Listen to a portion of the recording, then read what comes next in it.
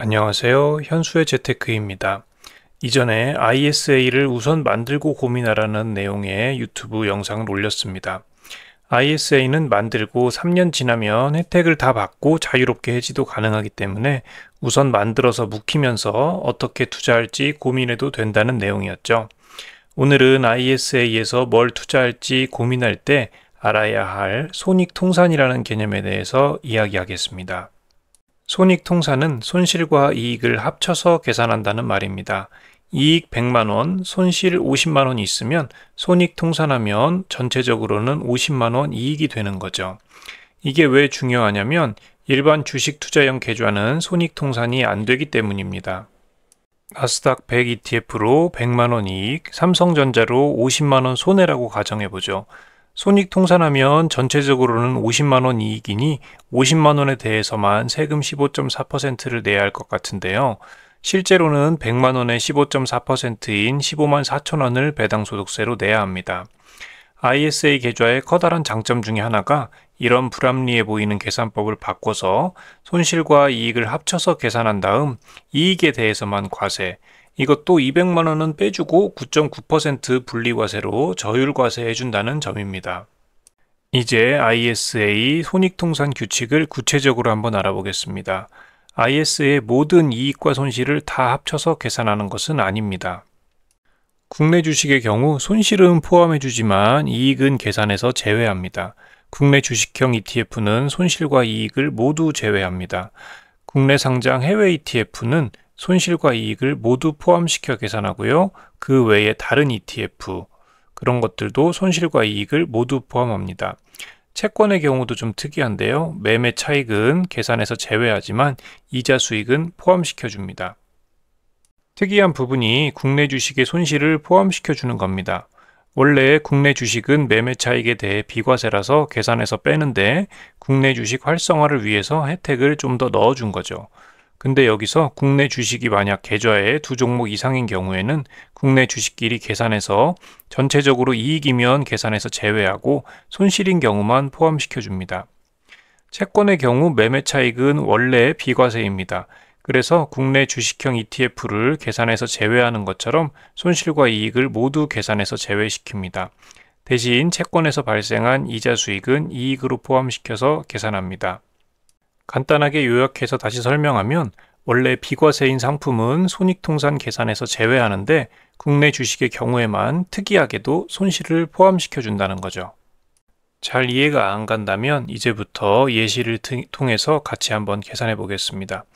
S&P 500 ETF에서 100만원 이익, 나스닥 ETF에서 50만원 손해를 봤다고 하면 손익통산에서 모두 포함되고 전체 이익은 50만원이 됩니다. 이 경우에는 아까와 똑같은데 삼성전자에서 50만원을 손실 본 것도 있네요.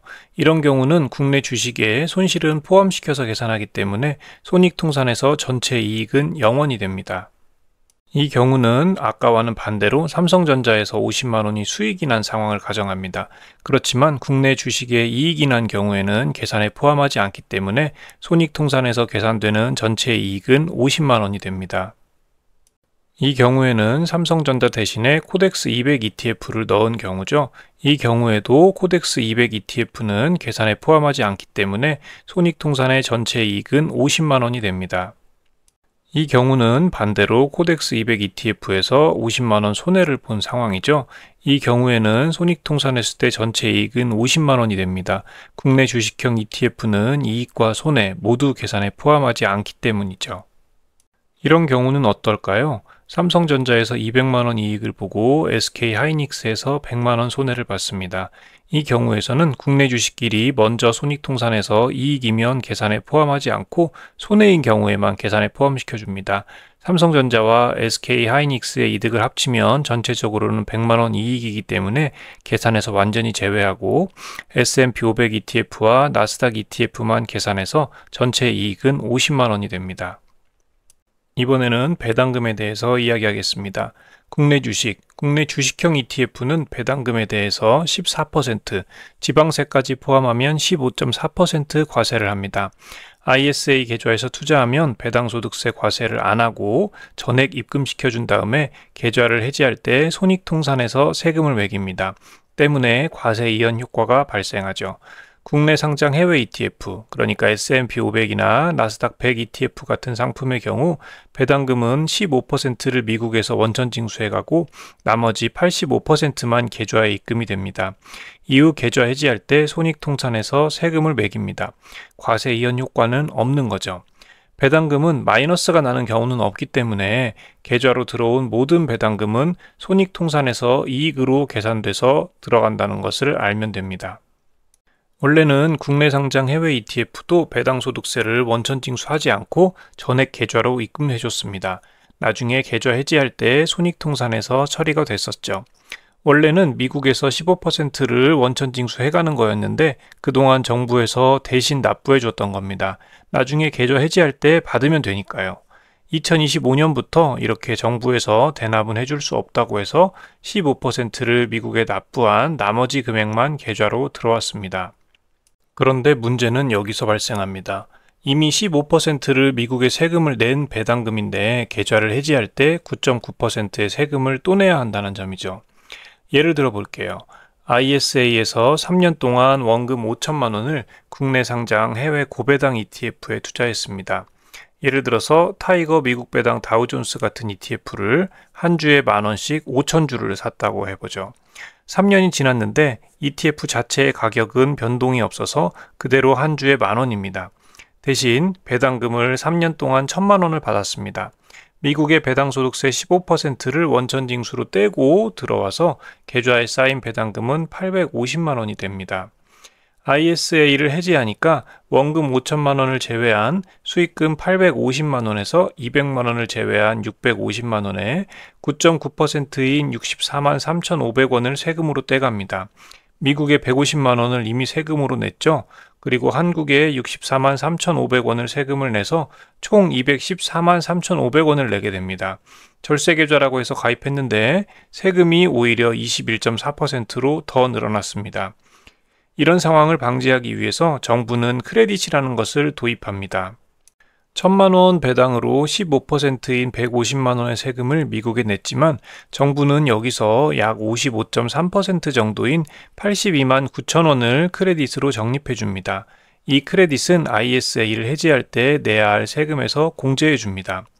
이 크레딧으로 어느 정도 이중과세 문제가 해결되긴 했지만 아쉬운 부분도 있습니다.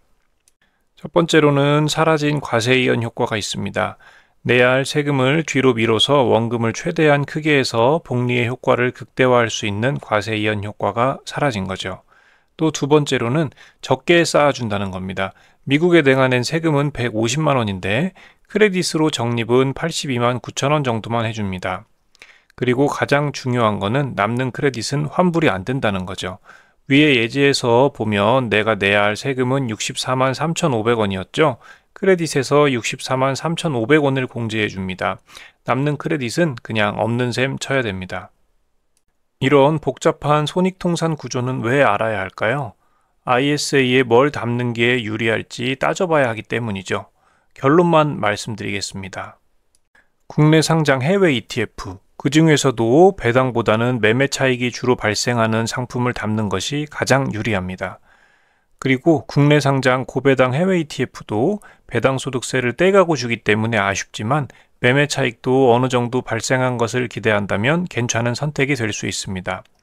국내 고배당 ETF는 배당소득세를 계좌 해지할 때 저율로 떼기 때문에 매매 차익은 어차피 비과세였다고 하더라도 ISA에서 투자하는 게 가능은 합니다. 마지막으로 국내 주식형 ETF나 국내 주식은 ISA에서 투자하지 않는 게 좋습니다. 만약 내가 소액만 주식에 투자할 거고 계좌를 여러 개 가지고 있는 것이 싫다면 ISA에서 투자했다고 일반 계좌 대비 손해가 나는 것은 아니긴 합니다만 ISA 같이 혜택이 좋고 한도가 있는 계좌는 다른 상품으로 채우는 것을 더 추천하고 싶습니다. 오늘은 여기까지고요. 시청해 주셔서 감사합니다. 당신의 성공적인 투자를 기원합니다.